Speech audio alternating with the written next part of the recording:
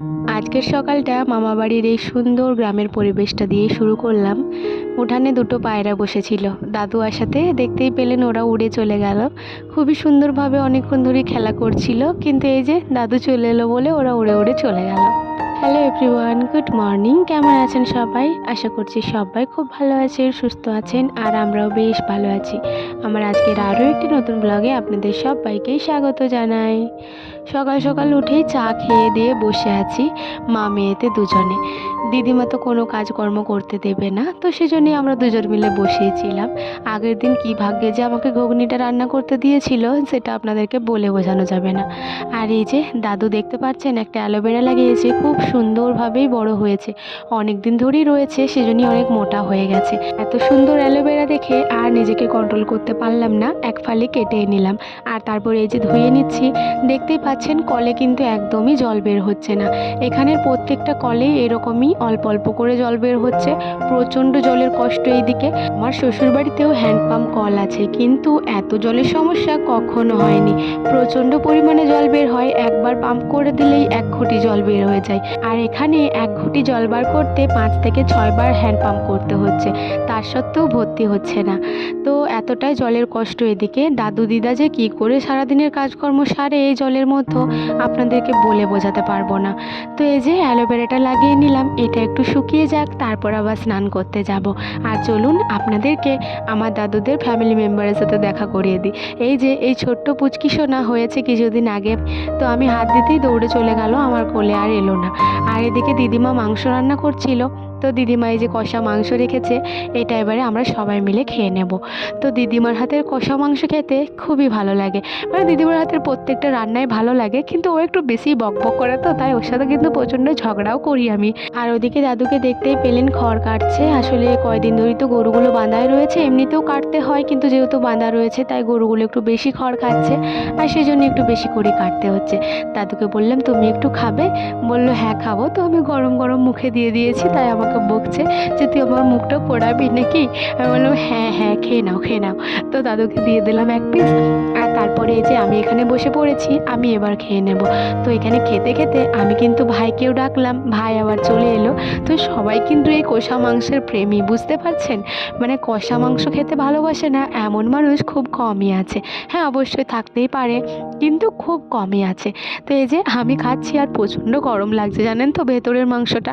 তো ওই জন্যই আর কি বারবার হাতটা শুধু চাটছি, আর মানে ওটা হাত দিতে পারছি না, এতটা গরম লাগছে। আর তারপরে এই যে ভাইকে 1 পিস দিয়ে দিলাম, আর মাকেও আমি ডাকলাম, মা বলছে দাঁড়া যাচ্ছি। তো এই যে আমরা খেয়ে নিই। আর ওদিকে জানেন তো গুরু বাবা এসেছে, গুরু বাবাকে জল টল দিয়ে দিয়েছিলাম, আর তারপরেই আমি মাংসটা খাচ্ছি।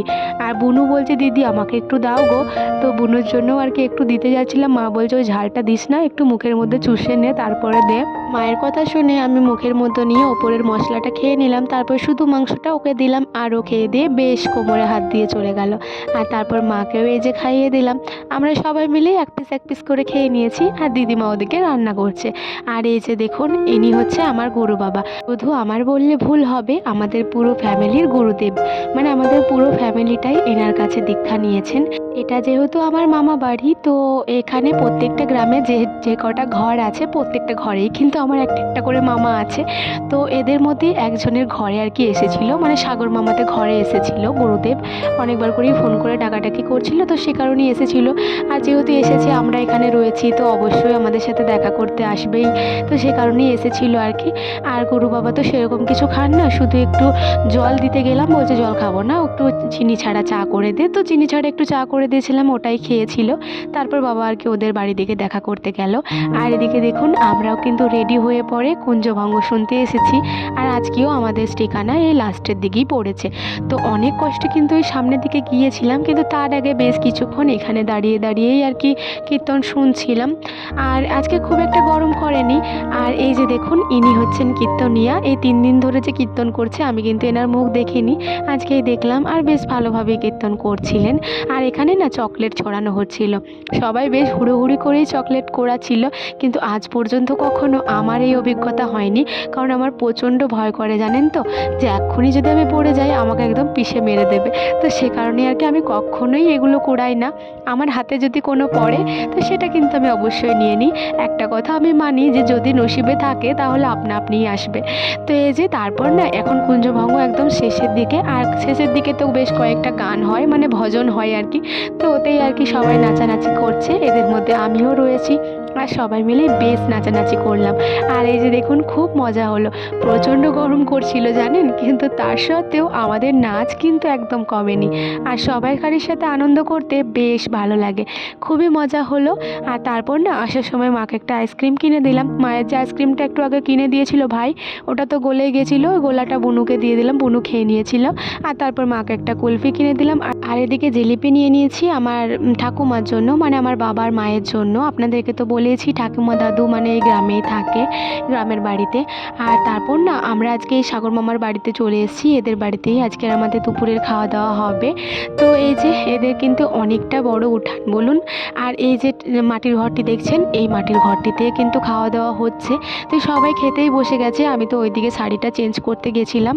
তো মা আরেও কিন্তু খেতে বসে গেছে, আর তারপর আমাকেও খাবার দিয়ে দিয়েছে। দেখতেই পাচ্ছেন কত দুটি ভাত নিয়েছি। এই দুটি ভাতই কিন্তু আমি খেতে পারিনি, কারণ ছাগলের মাংস না আমি খুব একটা খেতে পছন্দ করি না। মানে মাংসটা যদিও বা খেতে পারি, এই মাংস ঝোলের সাথে ভাত আমার একদমই পছন্দ নয়। আমি শুধুমাত্র দুধ ভাত খেতেই পছন্দ করি। তো শুধুমাত্র মাংসগুলোই খেয়েছিলাম, আর সেরকমভাবে কিছু খাইনি। আর আমার ঠাকুমার ঘরেও মাংস খেয়েছিলাম, দিদিমাদের ঘরেও মাংস খেয়েছিলাম। তো ওই করি আর সেরকম কিছু খাওয়া হয়নি। আর এখানে মায়ের যে পাতাগুলো ছিল, এঁঠো পাতাগুলো, ওগুলো ওই যে গোবর রাখা হয় যেদিকে, ওইদিকেই আর কি তুলে দিল। ওখানে গোবর সার হয়ে যাবে, এগুলো মাঠে দেওয়া হয়। আর তারপর ভাই দেখুন, মানে ওখানে ছিল, সবাই লাস্টে আবার ধুলোট খেলেছে। তো ওকেও সবাই মিলে রং দিয়ে দিয়েছে। আর আমি ওকে বলছি ব্যাকগ্রাউন্ডটা বেশ সুন্দর লাগছে, তুই একটু শাহরুখ খানের পোজ দে তো। বন্ধুরা এতক্ষণ অবধি তো সব কিছুই ঠিক ছিল। আর তারপর রাত্রেবেলা তো আবার প্রোগ্রাম হওয়ার কথা ছিল। তো ভেবেছিলাম প্রোগ্রাম হবে, ওটা দেখতে যাব, তারপরে ভিডিওটা শেষ করব। তো প্রোগ্রাম দেখতে যাব আমরা প্রায় 10:30টার মতো বাজছিল তখন। তো তখন আর কি ঘর থেকে বের হয়েছিলাম প্রোগ্রাম দেখতে যাওয়ার জন্য। আর তারপরে কি কাণ্ড হয়েছে দেখুন, মানে একটা দুর্ঘটনাই বলতে পারেন। তো ওখানে আর কি যে খড়ের পালুই রাখা হয়, মানে গরু যে ধানগুলো হয় আর কি, ধানগুলো ঝাড়ার পরে যে খড় থাকে, তো খড়ের তো পালুই করে রাখে। গ্রামে অঞ্চলে তো এগুলো থাকাটাই স্বাভাবিক, কারণ গরু বাছুর তো ওখানে থাকে, তো ওদের খাওয়ার জন্য আর কি খড়ের পালুই বেঁধে রাখে।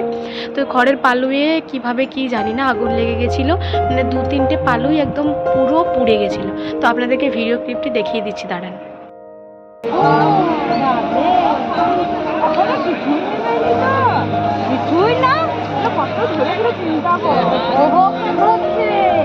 তো দেখতেই পেলেন, মানে এই এত দাউ দাউ করে আগুন জ্বলছিল যে মানে অর্কেস্ট্রার হয়েছিল মনে হয় প্রোগ্রামটা, অর্কেস্ট্রার নাম আর কি। আমি না এত সব জানি না, ঠিক আছে। তো অর্কেস্ট্রার হচ্ছিলো, ওটা প্রায় 1 ঘন্টা মতো শুরু হয়েছিল, কিন্তু আমরা ভেবেছিলাম একটু লেট করেই যাব, তারপর কিছুক্ষণ থেকে আর কি শেষ করে আসবো। কিন্তু 10:30টার সময় গেছি, তখন আগুন লেগে গেছে, তখন তো বন্ধই হয়ে গেছে প্রায়। তো আমরা ওখানটাকে গেলাম আর কি, আর দেখতে পেলেন কি পরিমাণ আগুন জ্বলছিল। তো তারপর আর কি আর অর্কেস্ট্রার হয়নি, মানে আর কোনো প্রোগ্রাম হয়নি। তো ভাই আরও আর কি গিয়েছিল, তো ভাইও আগুনটা নেভাতে গিয়েছিল, তো ও তো পুরো ভিজে গেছিলো। আমার তো প্রচণ্ড ভয় পাচ্ছিলাম, ভাইকে শুধু বলছিলাম তুই চলে আয় চলে আয়। কিন্তু এবার ধরুন ওদেরও তো পুড়ে যাচ্ছে, এবার কী বলবো আমি খুঁজে পাচ্ছি না। আর আমার তো টেনশন হচ্ছে ভাইয়ের জন্য। তো কোনো রকম সব কিছুই নিভে টিভে গেছিলো, কিন্তু অনেক লোকসান তো হয়েছে। তো এই কারণেই আর কি প্রোগ্রামটা সেরকমভাবে হয়নি, আর আমরা তো আর থাকতে পারলাম না। তারপরের দিন আমরা বাড়ি চলে এসেছি। এই মুহূর্তে কিন্তু আমি বাড়িতেই রয়েছি, আর ছাদে বসে এই ভিডিওটা শেষ করছি আর কি। একদিন তো ভিডিও দিলাম না, গ্যাপ হয়ে গেল। তো ওটা আর কি মাঝে মধ্যে একটু ছুটি নিতেও তো ইচ্ছা করে, কিন্তু ছুটি নিয়েও কোনো ভালো কিছু করলাম না, কারণ আমি ভাবলাম একটু ঘুমাবো।